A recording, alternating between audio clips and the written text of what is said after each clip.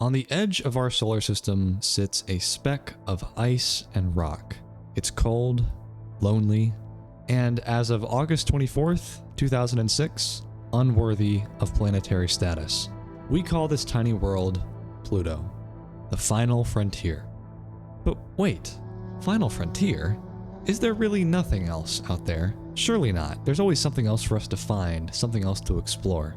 Well, yes, actually there is something else. Lurking in the darkness. Perhaps a secret civilization spying on us from a distance. Or an abandoned superstructure floating in the abyss. Or maybe an exotic jungle planet undiscovered. No, actually it's just some rocks. These rocks, to be specific. At least some of the biggest ones we found. There's actually quite a few dwarf planets, asteroids, and other rock fragments that we just simply don't hear that much about, but they're out there.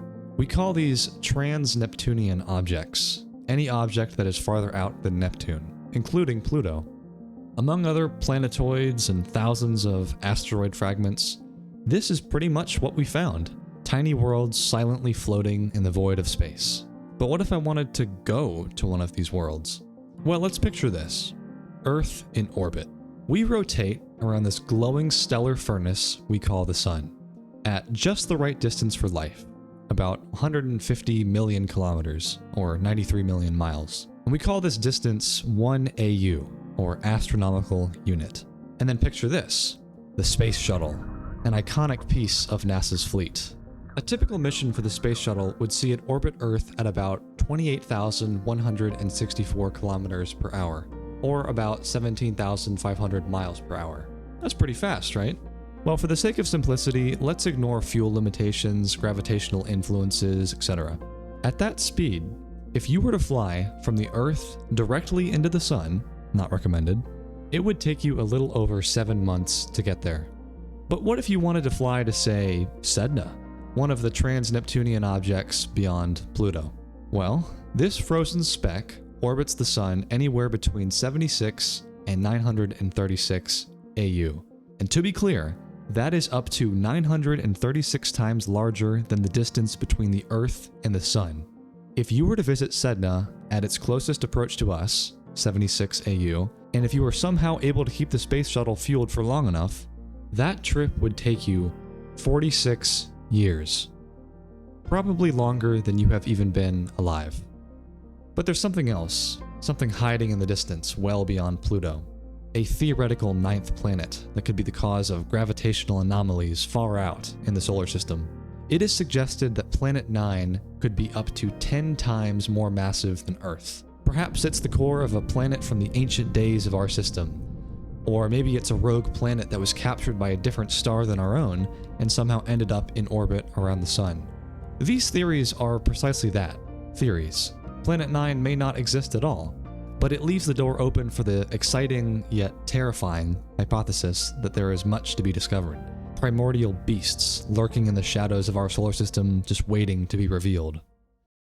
We like to think that we are special, that there is no challenge too great for human ingenuity, but the universe is indifferent to our ambitions. We imagine future humans flying to other stars, colonizing planets, charting the corners of the universe, yet even an icy rock in our solar backyard humbles us.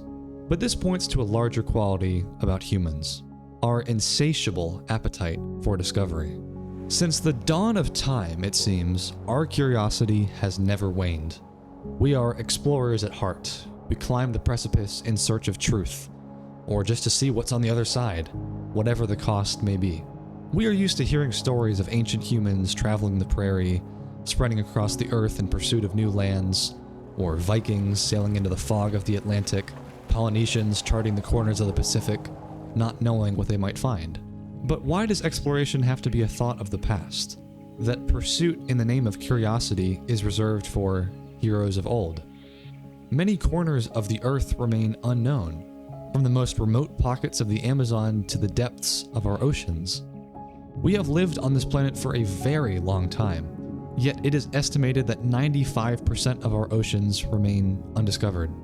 We're used to cities of glass and steel, our influence and power visible from space, yet so much of Earth remains to be seen by humans.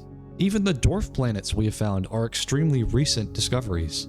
Sedna, the example I used earlier, was found the same year I likely learned to walk. Planet 9 may exist, or it may not.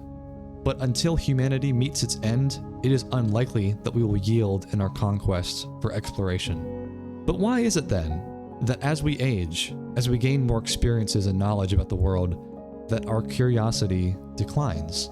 As children, we question everything. We ask our parents, why does it work that way? Why not this way? What would happen if I did this? But as we age, our curiosity tends to dissipate. We ask fewer questions, become more set in our ways. Do as you're told. Be quiet. Follow the rules. Well, the death of curiosity is a notion that I refuse to accept. To be human is to be curious, to ask questions, to set out on the voyage despite what others say. The reckless abandon of the few is what propels humanity forward. Now, of course, the danger of sailing the high seas in 983 AD in search of new lands should not be understated. Not everyone needs to hop on the next ride to Mars, but everyone should ask questions. And remember, there are no dumb questions. To call a question dumb is to not believe in perspective. There was a time when we thought that the world was flat, a time when we thought everything revolved around the Earth, not the sun. Yet, look at us now. To people of the past, we would look like gods with our technology, our cell phones, our knowledge.